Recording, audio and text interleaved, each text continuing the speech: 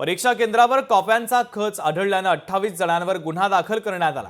छत्रपती संभाजीनगरच्या फुलंब्री तालुक्यातील वळण पिंपळगावमधील शाळेत कॉप्यांचा खच आढळलेला आहे। तर छत्रपती संभाजीनगर जिल्ह्यातील फुलंब्री तालुक्यात असलेल्या वळण पिंपळगावमधील आदर्श महाविद्यालयामध्ये शिक्षा परिषद सीओंनी शनिवारी अचानक भेट दिली।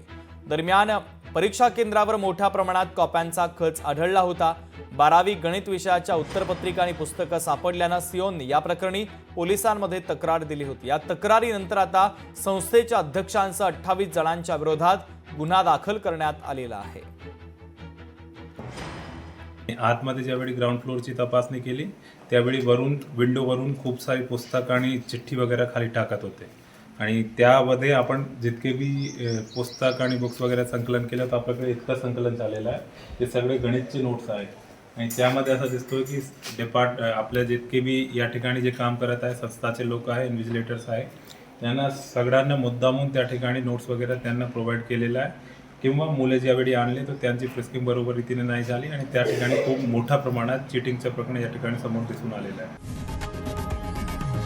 लोकशाही मराठी ऐका, पहा, जागरूक रहा।